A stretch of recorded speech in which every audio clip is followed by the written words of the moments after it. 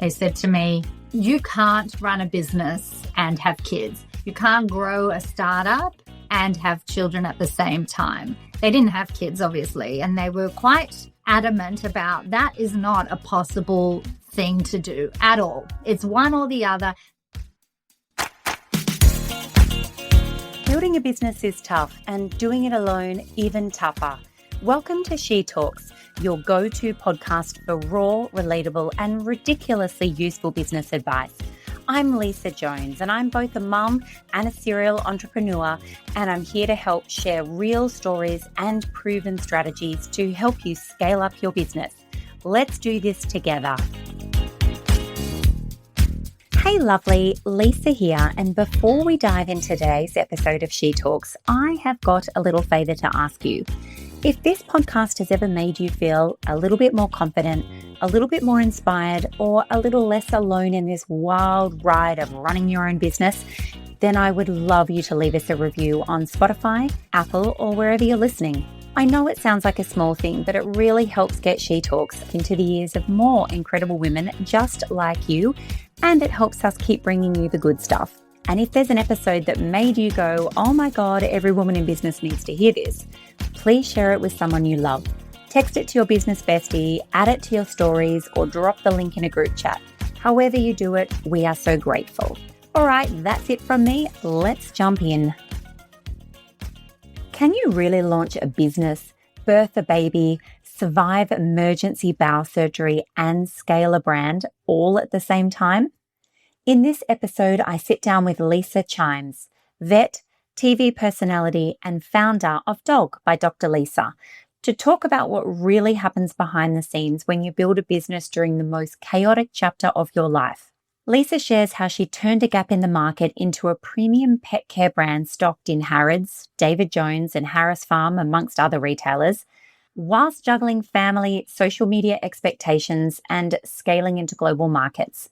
She's refreshingly real about overwhelm, growth, and what grit really looks like in business. If you've ever wondered whether it's too much to juggle a business and a big life, this episode will remind you of your power and the importance of believing in your mission, even when it all feels messy. So women start businesses for all kinds of reasons: more freedom, the chance to be creative, to solve a problem, or even just set themselves up financially. I want to know, Lisa, why did you start Dog by Dr. Lisa? It's going to sound really corny, but I genuinely started it because I wanted to make a difference for the pets out there, the ones that I treat, the ones that I don't treat and I give advice to, my own pets. I just found that there was this real gap in the market in the grooming, skincare space for dogs, and I felt that I could make a difference there. I love that. And nothing like a mission-led purpose. A lot of our listeners will definitely align with that, because, you know, women do start businesses for all reasons, but usually women are clever enough to start it because they have a problem they want to solve for themselves. And in your case, being a vet as well, you know, you probably couldn't find exactly what you wanted out there in the world, so you decided to birth it. Now, talking of birthing, launching a business is never easy, but just weeks before you gave birth to your fourth child in the middle of COVID and a pandemic, and while recovering from pretty big surgery, talk us through that wild chapter. Oh, yeah. I tend to do things in hurricanes, and my family can vouch for that for sure. So I had the concept of the business well and truly planned before I was going to have a fourth child. So it was well and truly in product development. As you know, it takes a long time to get these development parts of the business off the ground.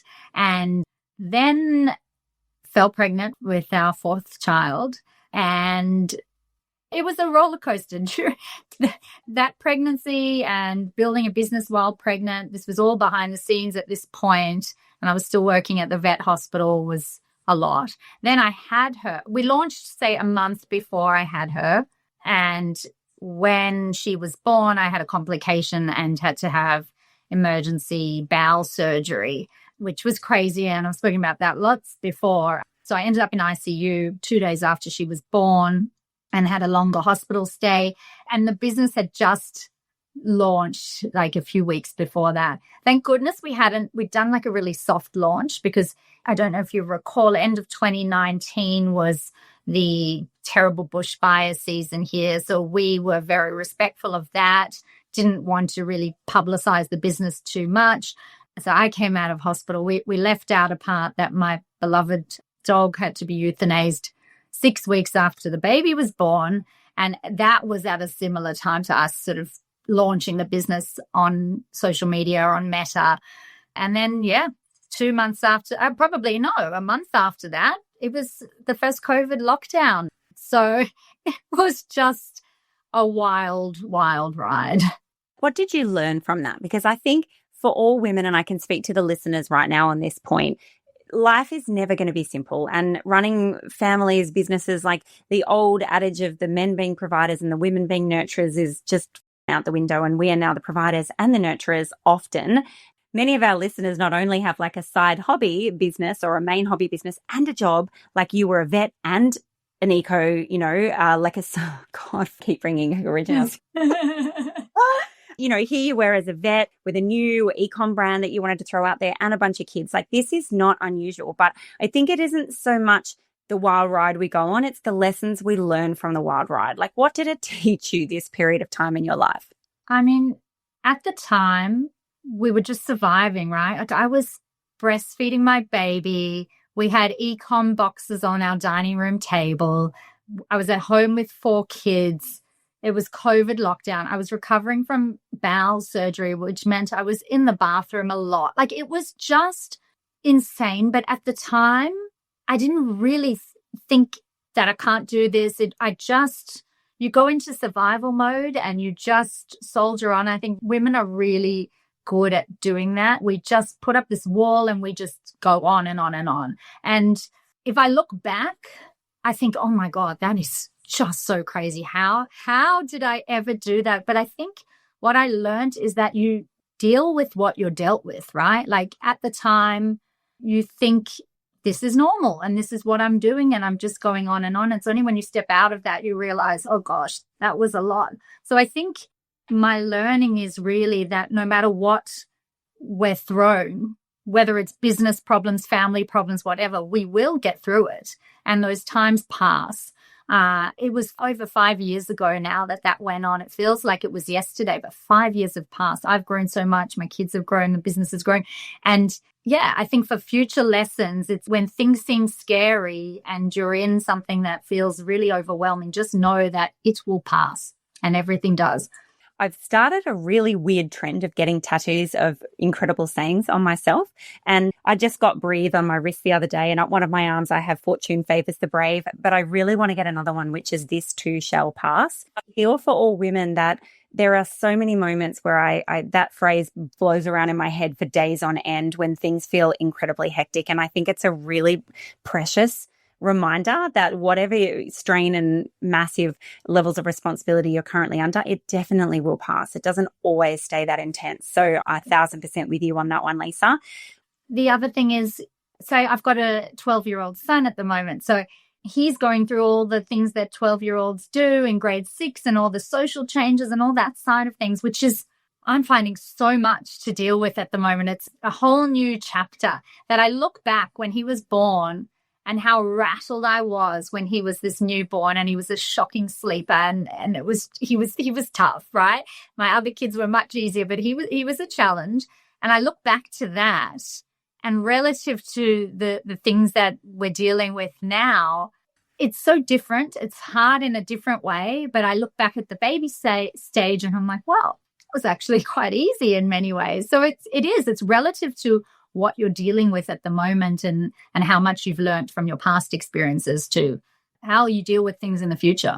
Oh, mum of a 14-year-old teenager here, and I can speak to how complicated it becomes before we into the world. It's like a 11th hour rush of complexity of managing teenage hormones and then obviously social media. So I'm with you. The mum thing is a whole other podcast conversation. But let's jump over and have a chat now about you, Lisa, being a familiar face before you launched the brand, thanks to your work on Bondi Vet and Dr. Lisa to the rescue. How do you think being in the public eye helped, or maybe it complicated your journey as a business owner?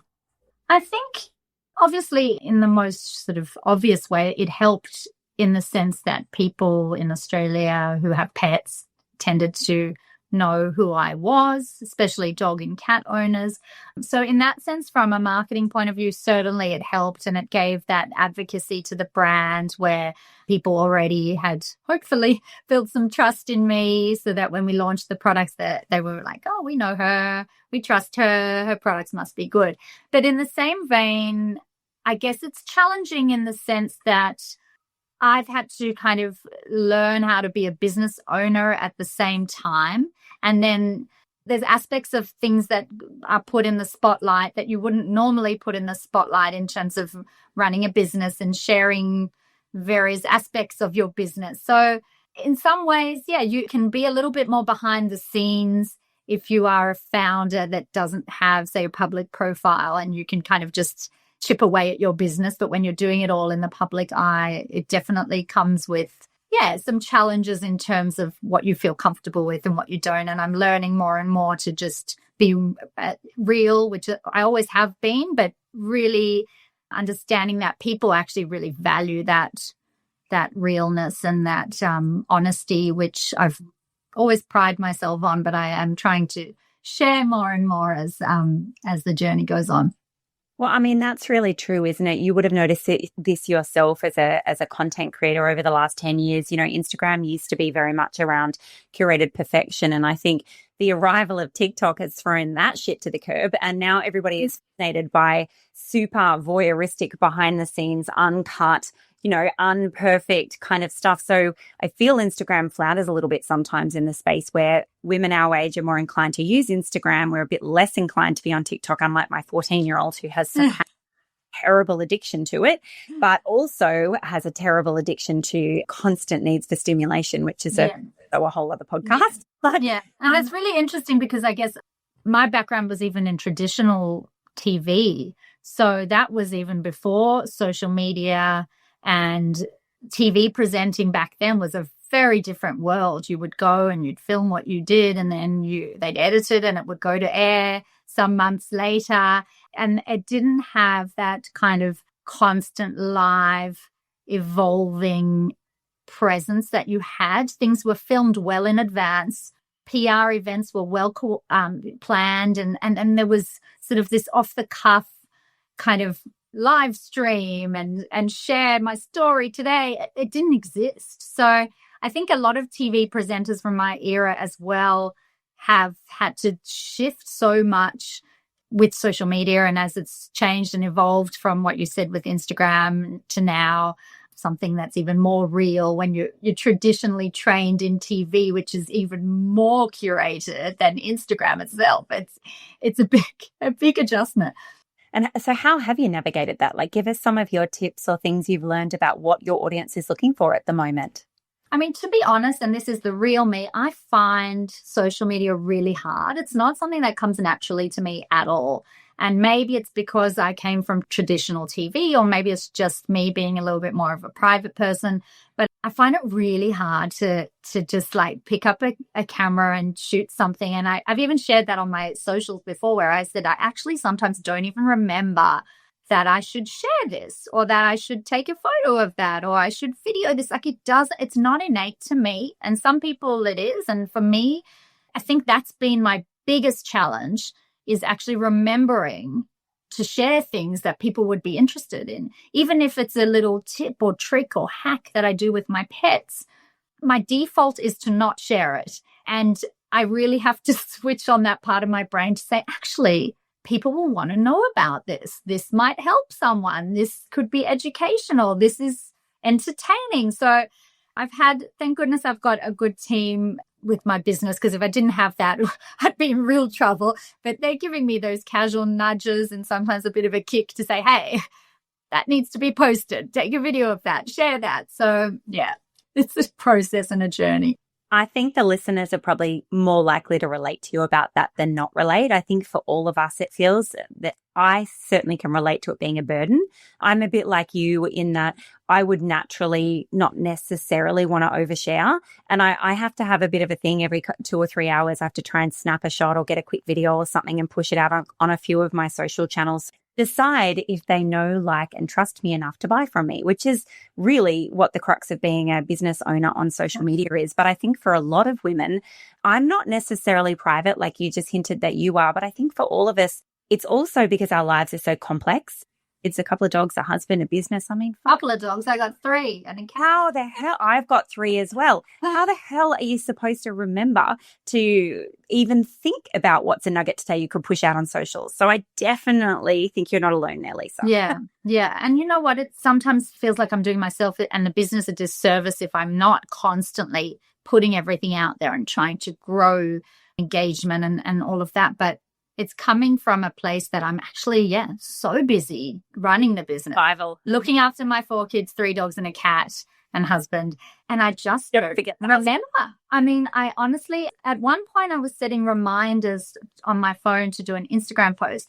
Then I wasn't even registering the reminders. So I had to send myself an email to remind me to do an Instagram post. I mean, it's crazy. So now I'm trying to be a little bit more organized, especially when I'm doing anything educational, trying to capture content in advance. I need to get one of those planners. I'm sure that will help me with automating some of those posts, but I also want it to be natural. And so it's striking that balance of actually, getting the posts on a regular basis and actually remembering to do them organically at the same time. So, yeah. One of the ways we've tried to tackle that here at SheCom is that a few of us will get together for a day with one of my social media managers and we pump out, we batch content create crazy little ninjas. We have a microphone and I'll put on 3 or 4 different outfits and I literally will batch content 30 to 40 reels in a day. And I start the day on 6 coffees and I end it so brain dead that my tongue is drooling out of the corner of my mouth. But the great thing is the pressure comes off me for about 60 days when I do that, where someone in my team can then punch those out everywhere. And totally. I do think that's really valuable because the problem is it's an energy thing, isn't it? It's like you might be in the middle of school breakfasts and lunches and dropping everyone off and you've got a meeting coming up and you think, I simply don't have the energy or the brain span something out right now. I don't have the creativity or perhaps I don't have my game face on to do it. So you heard it here first. Dr. Lisa, even also struggles like the rest of us on how the hell do we push content out every day. But it's really important. And I can speak honestly to the e-com D2C brands that fly in revenue growth are the ones that are all over socials. I have a lot of admiration for those women, but they really do prioritize it. And many of them don't have children yet. So wait. That's a good line. Add that one in the end. I actually saw someone at my gym the other day and they've got a 2-week-old baby and they're like, oh, it's so lovely. And he's sleeping so well. And I'm like, oh, that's so lovely. Wait a week, see what happens after 3 weeks. Once you have kids, it makes planning go out the door. Perhaps a little unkind of me, but I also think it's so interesting to watch women who haven't had kids yet, fly in their businesses and then they have a kid and, 12 months later, they're like, oh, I'm so tired and I have to give so much energy to my kid. And I'm like, oh, dude, we've been working with you for years while I've been raising multiple kids, Yeah, totally. And what's even brings me to a memory of someone I met who was running a business and they said to me, you can't run a business and have kids. You can't grow a startup and have children at the same time. They didn't have kids, obviously, and they were quite adamant about that is not a possible thing to do at all. It's one or the other. Build your business and then have kids, or have kids, let them grow up and then build a business. And I just remember thinking at the time that is just so wrong. And you look at people like us and so many other mothers that are founders as well, and we get shit done.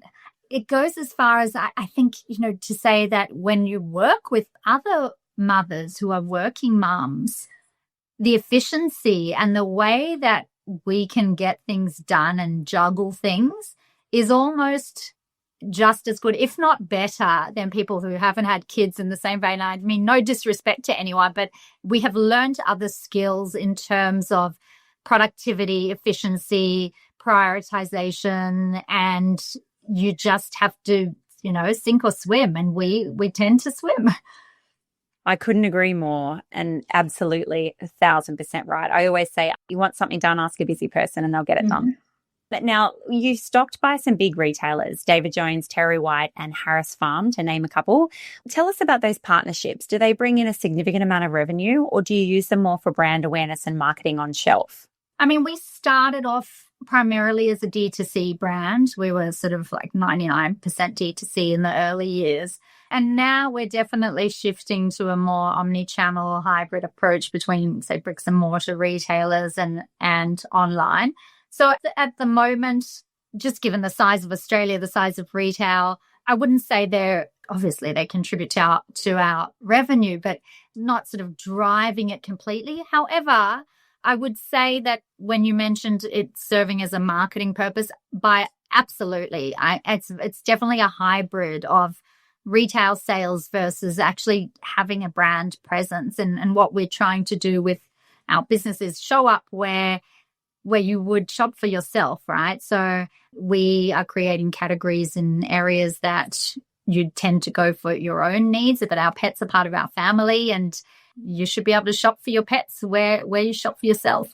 Yeah, I love that. It's a really similar ethos to what we had at Eco Originals as well. And I tell a story that Eco Originals was in about 350 retail outlets across Australia, and it was almost a bit profit neutral as a business by the time we paid for all the shipping costs of bulky items and the, account management and the, sales rep to sell into all of those stores. We didn't make a lot of money from it, but it was massive shelf space. That is a form of marketing. And consider that also then helps lift the volume for your manufacturer, which potentially gives you better purchasing ability. I think some of those things are really important levers to pull. And I just want to point out, I love that David Jones, Terry White, and Harris Farm are not Petstock, Pet Barn, and Pet Circle. Let's be honest. They are very strategically unusual for a pet brand. And you spoke to it a little bit. Is there anything else that you want to add there? Because that's an unusual approach. Yeah, I think we really sit in this luxury category. And we kind of like to, I mean, it sounds a little arrogant, but I'll just say it anyway. But we kind of like to be the most premium brand in the category. We like to really stand out on our own 2 feet, that you see our branding, it's bold, it's eye-catching. And these retailers had smaller pet ranges anyway. And I think just putting us on the shelf, it draws a lot more attention to that area of the store. Even if you walk past, say, Harris Farm, your eye will be drawn to our products sitting there because they really do stand out. So go where your customers are. And I think that's really clever too, in identifying for the listeners right now, being really, really super clear about which retailers are on brand for your avatar. And I had the benefit for a while of living near some Harris Farm retail outlets. We don't have them where I live on the Gold Coast, which is a terrible crying shame. I happen to love Harris Farm as a foodie, but it's definitely high end. It's not in competition with Aldi, for example. And so you go where your people are, your financial and geographic and age demographic of your perfect avatar customer. So I think that's a really important reminder to everybody, to perhaps your tip from today's podcast is to sit down with a piece of paper and think, where else is my avatar client currently purchasing? Where else could my product sit on a shelf that is a bit left of center, that isn't just following the curve that everybody else follows? So I do think that's amazing. Let's talk about overseas, Lisa. You took your brand overseas into the US actually. And I want to know, and I want to preface this by saying that many Australian brands aspire to go into the US, and it, of course, has everything to do with 10 times the population that we have here, with much greater supply chain network than we also have here. But it doesn't always work for brands. We have probably a 50-50 split here on the potty of brands that have nailed it in the US and it's been a major strategic move, and brands that have retracted and come back to Australia because it didn't work. Tell us about the US move and what you've learned from it.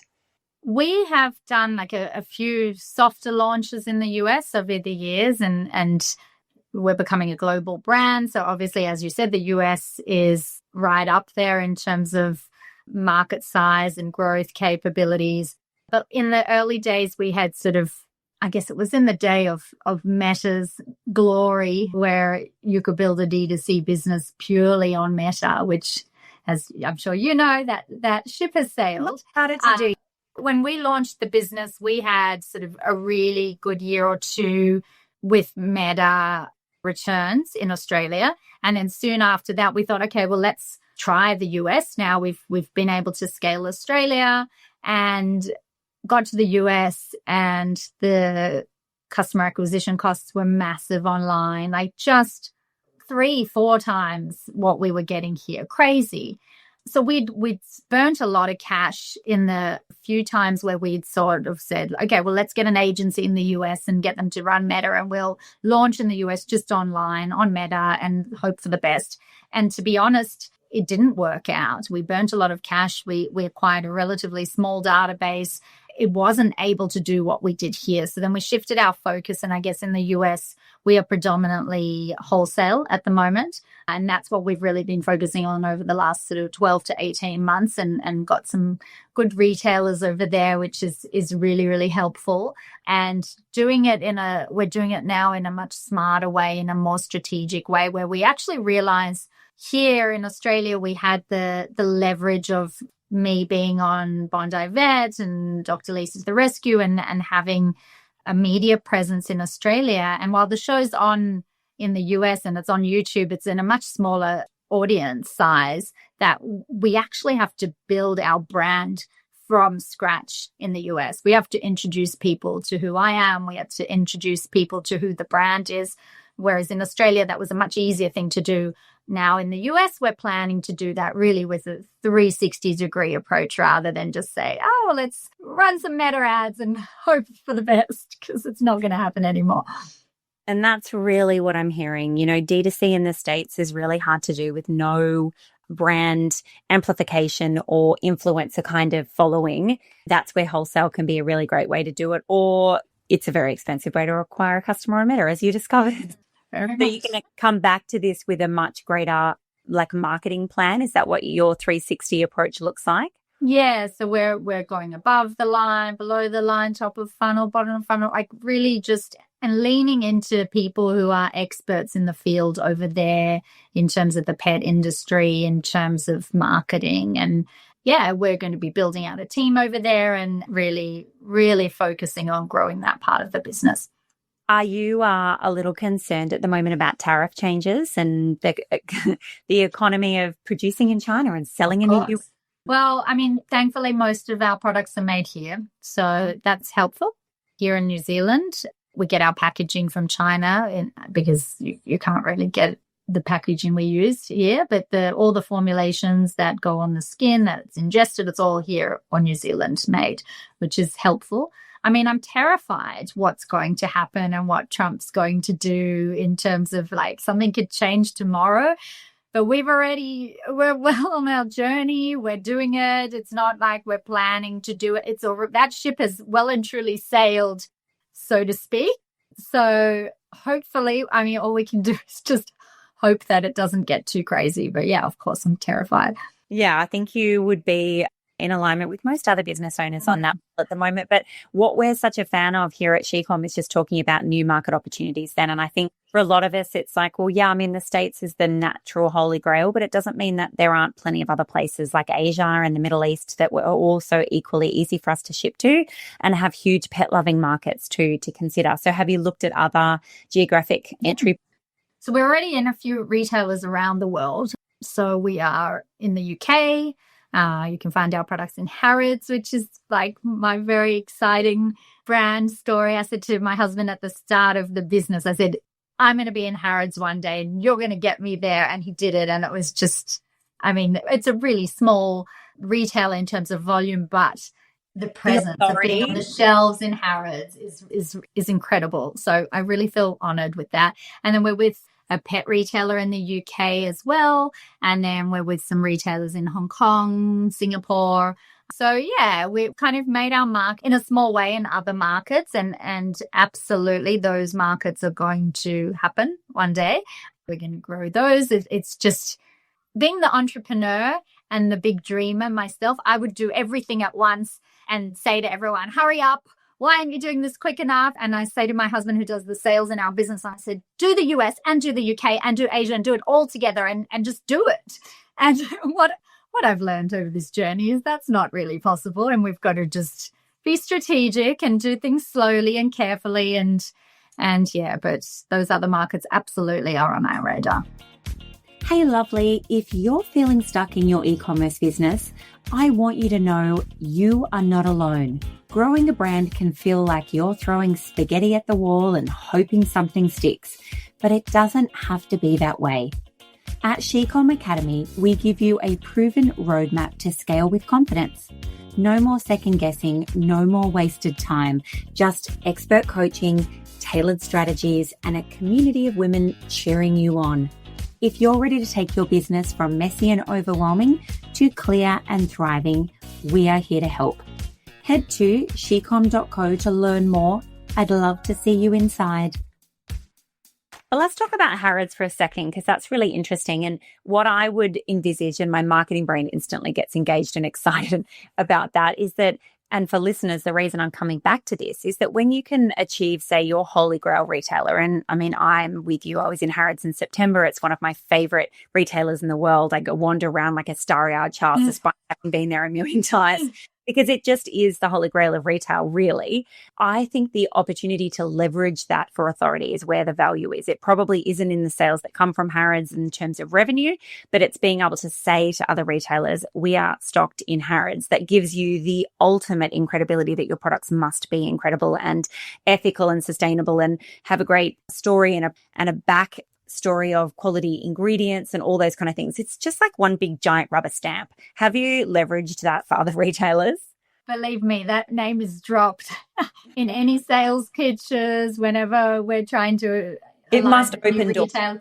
But it does. It really does. I mean, people take you a lot more seriously when you say, oh, Harrods range us. And you can just see their light bulb goes on for them in those meetings. That they're like, oh, wow, this is a legitimate business, especially when you're going to international markets that don't really know who we are. And in Australia, it's a different story because we've established ourselves here. But over there, it's like, well, you got to grab whatever dangling carrot you have to sell that dream. Tell us then, how did you get into Harrods? Because I can already hear their brains ticking as they're listening to their podcast. They're like, oh, that's a really good idea. Go to like the holy grail of retail and get stocked there and then tell everybody else that's where we are. And then their next question is, wait, how did you get into Harrods? I need to know. It's not easy. It is not easy. My husband worked on it for some time, but he ended up getting connected with one of the buyers through, I don't even know the connection, but somehow it happened. And he is a brilliant salesperson is all I can say. His background is in FMCG and luxury furniture and that sort of thing. So he can sell anything. And that is the benefit of having him on our team. I think he was just able to show them what was possible. And probably, like, I'm with you that a great sales skill is important, but so also is like an insatiable appetite to not take no for an answer. Like I feel like I might speak for him if I say that to get into Harrods, he probably had to make many cheeky phone calls and follow up many buyers and like literally like a dog on a bone, pun intended, probably never for a moment gave up on the idea that he was going to push for that retailer. And I think women in particular, well, let me rephrase that. Men in particular are really fucking good at not giving up. Women, it's like that old saying of the seedling that's you've watered and you've talked to it and it's about to sprout and it's under the surface and it hasn't quite come up through the soil yet. And you go, it mustn't have fucking seeded, right? And you walk away. And actually, if you just gave it another water, there it is, right? Yeah. Women are like really bad at taking the first two no's and going, oh, it's not going to work. I give up. And I think it sounds to me like he did not take no for an answer.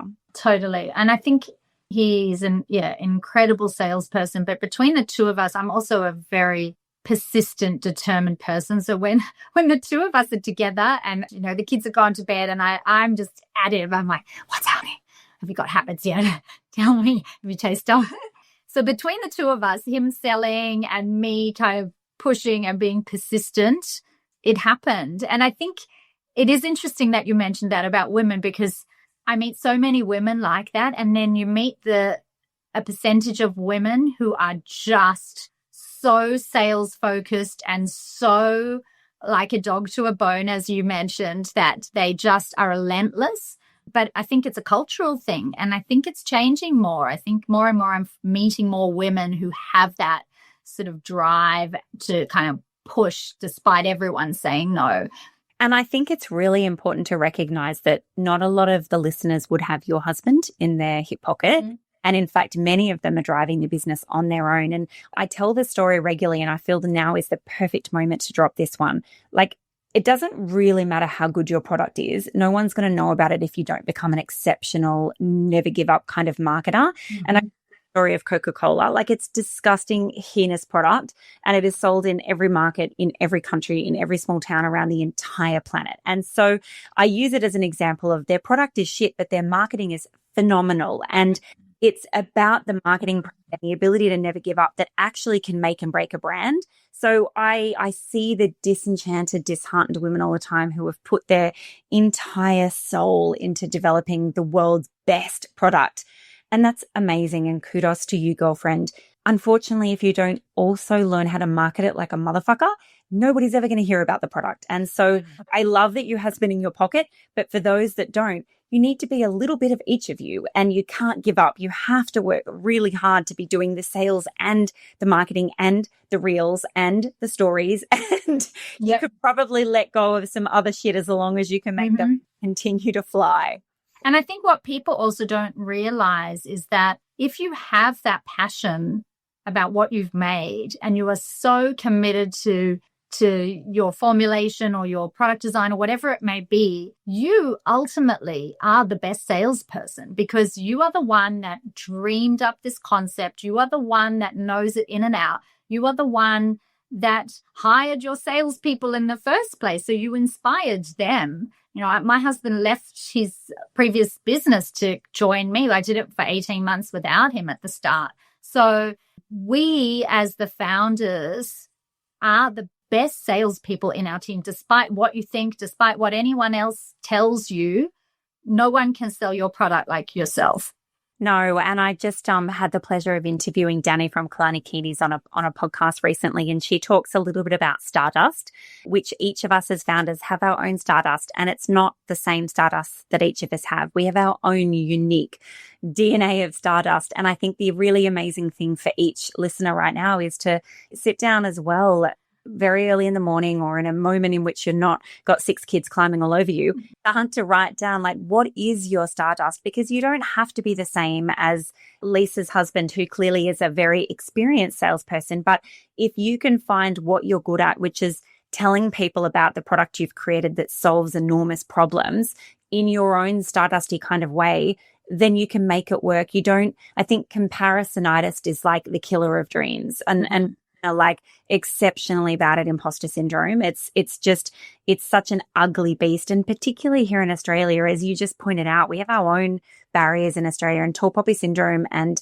comparing ourselves to others and thinking, well, I need to play small. That's like a really big theme here. I always get a shock when I go to the States. I go a few times a year, and, you know, I tell them about, say, SheCom, for example, what I'm doing at SheCom, and, you know, 40,000 women in our community and just under 45 staff, and they're like, wow, this is epic. But you tell someone in Australia and they're like, eyebrow goes up a bit, and they're like, but do you really? Completely different. I mean, we see it a lot, even in the veterinary industry as well. And I'm sure it happens in the healthcare industry too, that I met with someone from the US, from a big business over there the other day, and I said that exact thing to her. And she had come to Australia for the first time. They're growing their business over here. And she said to me, 3 people in Australia have mentioned the phrase tall poppy syndrome, and she hadn't heard about it at all in America.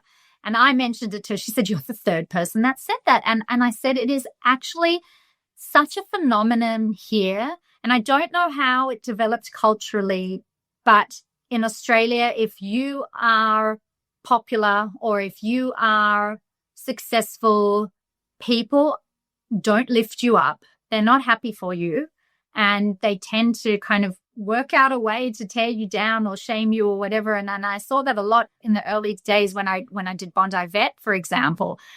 There was this sort of self-consciousness of putting myself out there as a vet on TV. Oh my goodness, what are people going to think of me? Are they going to think I'm an actor and not a real vet? It's crazy, but I think what we need to do is just grow the poppy above that and kind of not give a shit what people think. And that's what, for me, has been one of the bigger journeys over the whole course of my career, is actually learning to do things and not worry about what they're saying behind your back and continue to succeed and to continue to do things that are going to help others. And then what have they got to say? You're doing good, and that's all you can do. That's it. Develop a thick skin. Have you experienced trolling and got any tips for our audience? And I'll set the context to that, Lise, in that I think there's a lot of women in our e-commerce, D2C female founder space who really struggle with the concept of being trolled. And I see it regularly where it literally disables them. If they get one person say something negative, they take it so personally, and then it impacts their self-confidence and how much they put themselves out there. And then perhaps they don't do the reels and the stories. And I mean, being a bit of a public face, you must have experienced your fair share of this. Like, what's the tip you've got for our listeners around how to ignore those fucking trolls? I mean, I certainly did. And thank goodness I haven't had it in a large scale like some people have had really terrible experiences with it. But there certainly are negative comments. Not everyone's going to like me. Not everyone's going to agree with what I say. I'm the type of person I want to help everyone and I want to please them. So for me, it definitely was hard to read those comments. The only way that I dealt with that is to just not read it and not react. Even my mom, she's quite sensitive to things, and she would see comments and she would say, "Did you see what this person wrote about you? And I'm so upset." And I've said to her, "Mom, it doesn't matter. Like, this is one person, two people, however many people sitting there. It's their opinion. They're entitled to their opinion as well. Like, maybe I have said something that they haven't agreed with, but it's how we respond to that and not giving any oxygen to that fire and sort of continuing on your mission and what you believe in." And as I said, like, as long as you're doing good things and you're helping people and you are staying true to your values, there's going to be haters. You just can't pay any attention to them. Yeah, I saw an amazing reel the other day. I'm going to have to find it and reshare it. But Adam Hudson, who has the Unemployable podcast, he shared a reel the other day and it was fascinating. It was one of the femme singers in the States had changed body shape over a period of time, and before and after kind of photo of her on stages. And then the comments started, right, of "have another Big Mac, why don't you?" Or, like very hateful kind of comments. But this reel actually then showed the comment and then it showed the guy who did the comment. And what was hitting is the picture of him told you everything. They were all middle-aged, overweight men, and they were literally trolling a poor girl for being overweight, or she wasn't even overweight, but saying, negative things about her body shape when they were actually that. So I think where I'm going with this is the world is full of a bunch of narcissistic people who project all of their own shit onto amazing women trying really hard to do cool stuff in the world. And we should just push them all over the edge of the world, right? Totally. And it goes to the saying of you've just got to have that grit, right? Like, you've got to just believe in what you're doing. You've got to keep reminding yourself of what you're doing and what your end goal is. And you just have to steamroll past these people. You do. So, Lise, we do this thing on the potty called 5 in 5. It's 5 fast questions, snap answers. I would love to ask you, what is one word to describe you that would surprise people? Homebody. Maybe it's not so surprising now when you said I'm sort of my private person, but yes, I'm a homebody. I'm actually in my pajamas right now. This is a jumper, but I'm wearing pajama bottoms for those of you out there. I could stay in my pajamas all day. I dropped my kids off at school in my pajamas. They're mortified. I said, just rolling out of bed, off we go to school. They're like, "Mummy, you're in your pajamas?" I said, "Yes, I am." On the odd occasion, if I've been up late doing like an all-nighter with work, I've dropped them at school and I've curled back into bed and gone back to sleep for an hour or two. So, yes, a homebody is me. I could stay home, not go out. Apart from the beach, I could just be at home. I love that. What's one word to describe running a business? My original thing would be nimble, but through this conversation, I'm also thinking grit. You've got to just dig in and stick with it and just never give up. But then in the same vein, it also is, you've got to be nimble because you've got to shape shift and you've got to change and you've got to evolve, and meta's not meta anymore and you've got to come up with other things. First thing you do when you feel stuck? I find a pet in my house. Luckily, I have 3 dogs and a cat, so there's options. I grab them and we curl up together on the couch. Either that or, depending on the time of day, I'll go to the gym. Two extremes. A brand you're obsessed with right now? This is so hard because there's so many amazing brands out there, but I'm going to say Avenue the Label, which is a women's fashion brand, Australian made. They make the best hats, and I'm all about kind of being sun smart and protecting your face. And it also happens to be my sister's brand. So, but it's awesome. You should try it. And your biggest business lesson in one sentence? Define what your core values are. So really know what the non-negotiables are in your business and your brand, what you are trying to achieve in terms of what is that goal, whether it's helping or it's a tech product, whatever it is. Define that end goal, define your non-negotiables in terms of like your core values, and just go for it. And surround yourself by people that are going to support those goals, because there will be people that come along and try and divert you and try and knock you down and try and make you manufacture somewhere where you don't want to, or whatever it may be. But just keep going back to what you established at the start of your ideation or the start of your journey, and that will ground you and help you succeed in what you're trying to do. Yeah, I love that. And hey, final question on the potty today, because I could talk for hours, but if you could go back to that moment in which you were on your fourth birthing into the world of a child and you were launching an e-com brand, and you could give yourself one piece of advice back then, maybe perhaps it's a pat on the back or a big hug or something that you might say to yourself back then, what would you say to her back then? I think we'll use that quote that you and I discussed earlier, where this will pass. It really will, and things will improve and more challenges will come, but whatever you've learnt from your current challenges will help you with any future challenges. Yeah, it so will. Guys, if you loved this episode today, whether you're on Apple or Spotify, make sure you hit that follow button so you get notified when the next episode of She Talks drops. Lisa, it was a pleasure to hang out with you today. I can't wait to see the future of your brand and hopefully find it in many more retailers. Thank you, Lisa. It was lovely to chat. Thanks for tuning in to another episode of She Talks. I hope today's conversation sparked ideas, gave you strategies you can put into action, and reminded you that you're never alone on this journey. If you loved this episode, head over to shecom.co for today's show notes, exclusive freebies, and special offers from our sponsors. And if you haven't already, hit subscribe so you never miss a future episode. Until next time, keep showing up, keep building, and most importantly, keep talking.